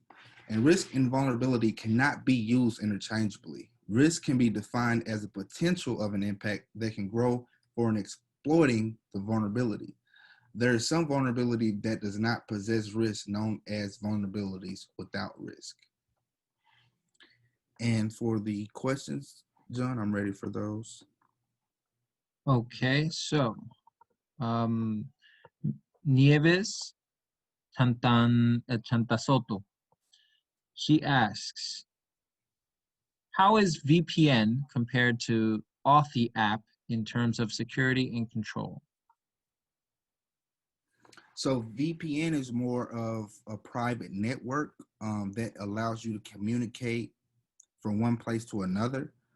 And the Authy app is similar, but it's more per app. So it's more per app that you log into versus a VPN is like a whole separate internet connection that you have with specific access to specific information for your company.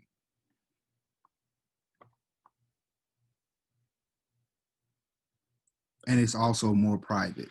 So the Authy app just authorizes you to get to a certain point within the app and to access the app.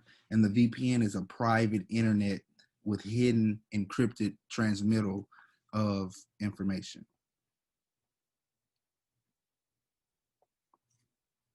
Was there any other questions, John?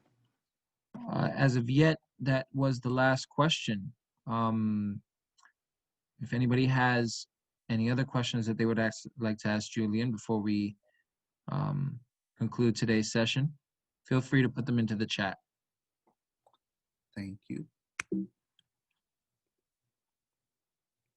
And the next critical step is containing the breach. And the very first step you should take containing a breach or incident is determine which servers have been compromised and contain them as quickly as possible to ensure that other servers and devices will not be affected.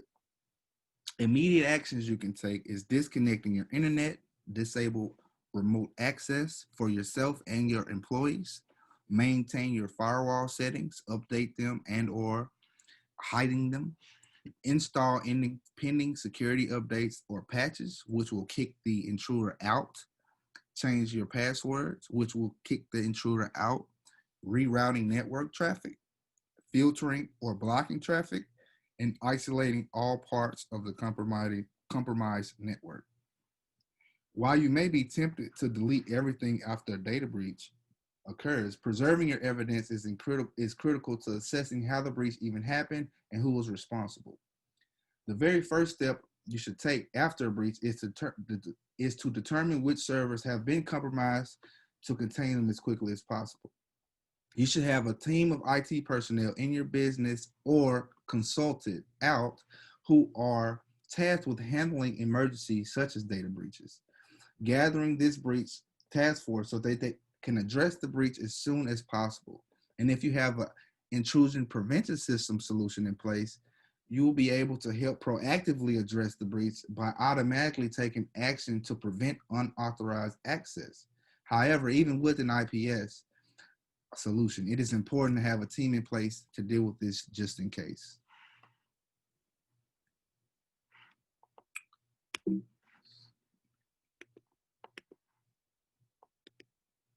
And managing the fallout. So according to law, companies have to report the incident to corresponding authorities, but also the customers that may have been impacted by the cyber attack. Company must have a proper response plans ready.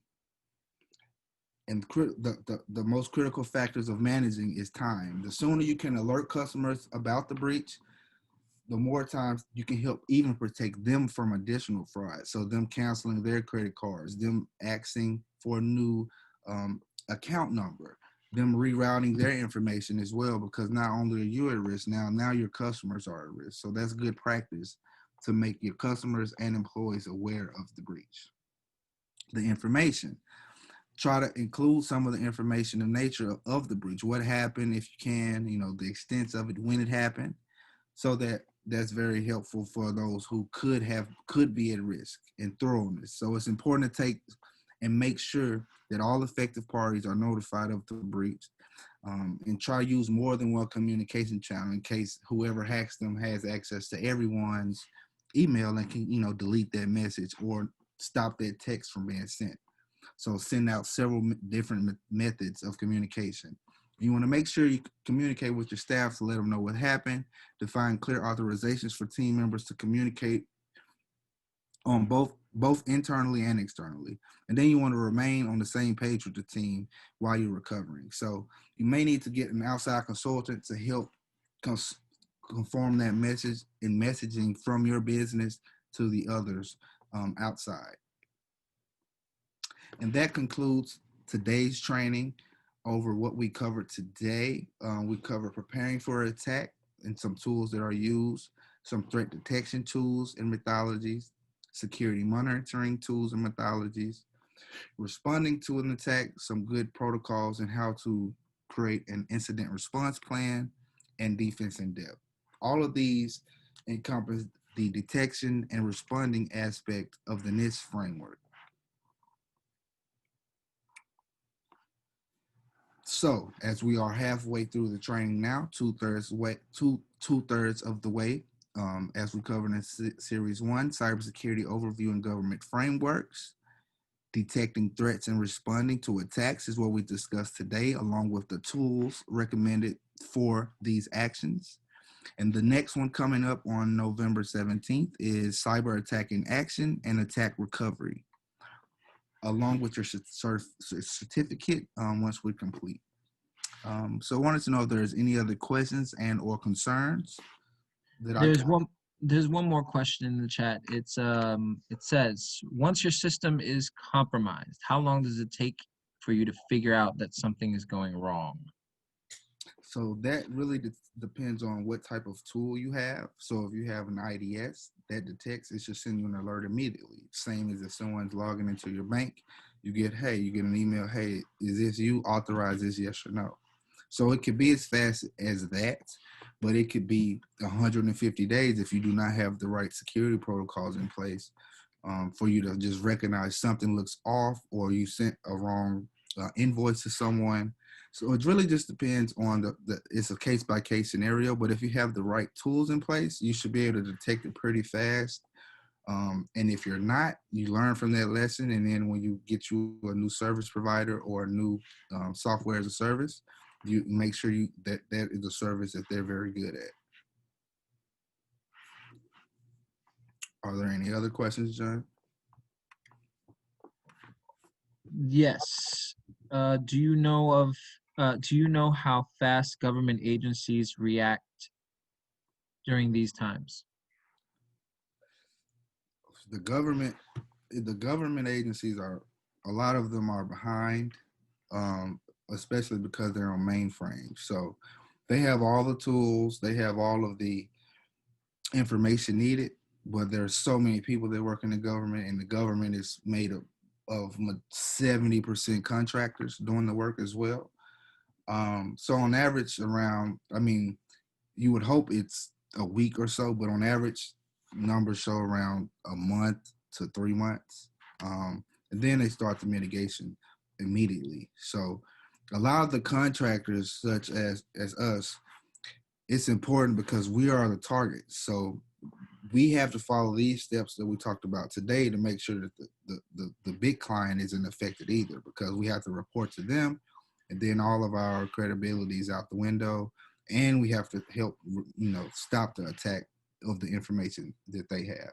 But having the niche framework, having some of the CMMI protocols, all of these things are in place, and that's why they're mandatory for the leading government contractors, because of the information that we're able to have access to.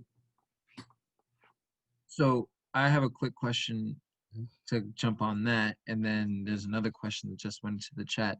So would the reaction time depend on the specific government agency? I think maybe if the intelligence agencies get hacked, they respond fairly quickly versus the DOE and NYC. So that's case by case as well. But yes, the more the intelligence agency typically just have better talent, and they have more money in that particular service. So it's all about how you spend your money and where you put it. So you could be, Department of Education is an agency that is underlooked for the kind of data and the amount of data they have, but they probably have just as much data as DOJ, because every student going to school uses FAFSA in some sort. They have to go through their process at some sort. So that's a lot of data, and that's social security numbers, banking information, that's moving federal funding. So they are going to have more money invested on front end and back end security than USDA, for example. But each one of these agencies has so much information. It just depends on their CISO, their CIO, and their priorities of what they think their current framework is. That's a great question. Thank you, Julian. Next question is, once information has been compromised, what are the chances of reversing the damage? Well, you can't. Once it's gone, it's gone. You can't reverse it. It's just out there. What you can do is get new accounts. So if your bank, obviously, when you get hacked, or your bank gets hacked, or one of their vendors get hacked, they send you an email, send you a letter in the mail. Hey, so and so has been hacked. We're going to issue you a new card. That's all you can essentially do. But as far as socials and more intimate information, all you can kind of do is pay for a third party um, PII lock. So if someone's running your credit report, you have to you get notified immediately by paying like $20-$30 a month to know what's going on with your social. So maintaining that hygiene of checking your background and checking your credit score, it's the same. You need to check on your accounts the same way, because things can happen on the background and it doesn't show up for 5 years later, and you could have been proactive to prevent the damage that's done. But once your data is gone, once your identity is gone, once your information is out there, it's out there, because it could be on the black market and it could be on the regular market, and it's just out there for people to scam you, because scamming is very big right now. So if people have your address, social, one of your bank account numbers, your VIN number to your car, license plate, and address, they can open up credit cards in your name and go shopping at Nordstrom. So all those things you just have to be aware of. Oh, information being compromised is a one-way street. That's a good thing to know. And the dark web is a scary place. Absolutely. And the hackers and scammers these days are so good, they don't even need it to be off of the dark web. They can simply, sit on your network or hack my computer now. And hopefully I don't have my social on my computer anywhere. But some people have a folder with, all their personal files or W-2s, and they get it and they can go, apply for credit cards. So it's critical to have that triple layer of security for yourself along with your organization. Is it best to buy computer-specific antivirus software? I think that's case by case as well. It's more so what your computer comes with already. So Mac generally comes with an antivirus built in it based on the operating system and how they built the computer. But a Windows computer, they have it as well, but you can enhance it. It's like putting rims on your car. You want it to look better. You continuously add on these products based on your research and based on whatever advisor you're talking to about your risk. So if there's a certain risk you have, there's a certain product that is very niched to that particular area that you can get to protect that computer. You mean like Windows Security Essentials? Yep. So that kind of comes on there, but you can upgrade the packaging based on what you need. So it's very specific on the risk you have and the threats and the attacks you've already experienced. So that's why being able to personalize your incident response plan is very critical to the type of tools you have that feeds to the other tools, so you know what you need to spend your money on. So you might not need to buy something like Norton or McAfee or anything like that. Right. You might be good with the Windows Security Essentials, but it all depends on what your particular needs are for that particular computer. Because you might have a work computer, you might have a personal computer, and you don't need the same for both. Exactly. So that's why it's case by case on, what kind of antivirus software to get. I have to thank Jab Concepts, Julian Burton, CEO of Jab Concepts. He has been working, providing this necessary information for the small business community. Thank you so much. Thanks to our MBDA team, Dr. Chung Zhu, John Frias, Marlon Watson, Ethan Penha, who in the background does all of our coordination on our invites. Please tell your friends. The last in the series is coming up. Do we have a date for that, guys? November 17th. November 17th. Don't miss it. Each of these has been unique and very informative. and I'm certain that the community is well served by spending this time. We appreciate so much our MBDA community and all of you small business owners. In the time of COVID, please be careful.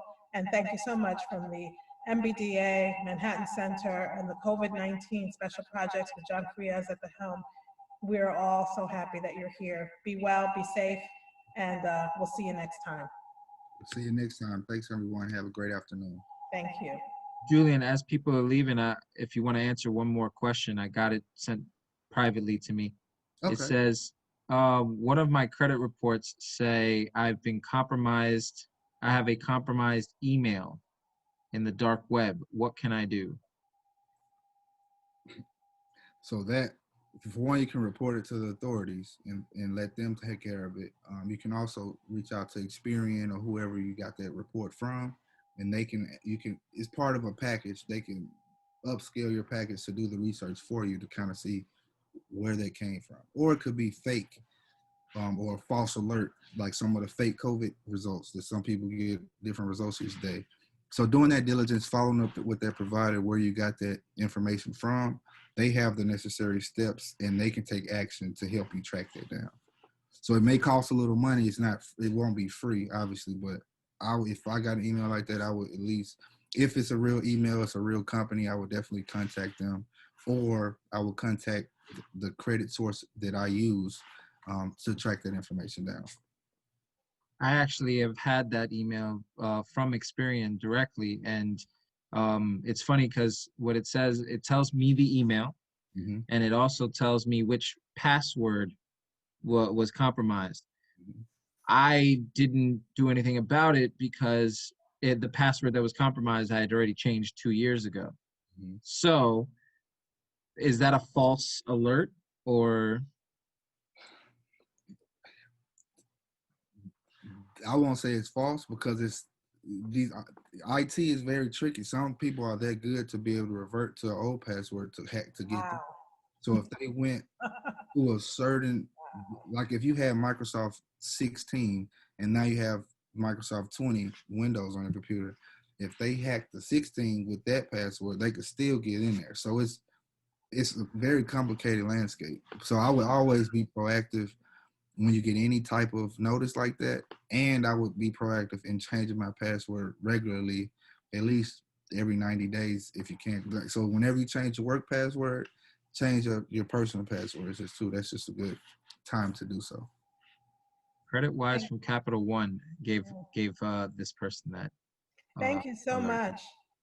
Yeah, I have Credit Wise as well. Oh, no problem. Thank you guys. If you have any other questions, feel free to email me. I'm always available, and I'll be here November 17th. So November 17th, same bat channel, same time. Thanks, John. Thanks so much, everyone, and have a lovely evening. have a good one. Thanks. Yeah, thank you, everyone.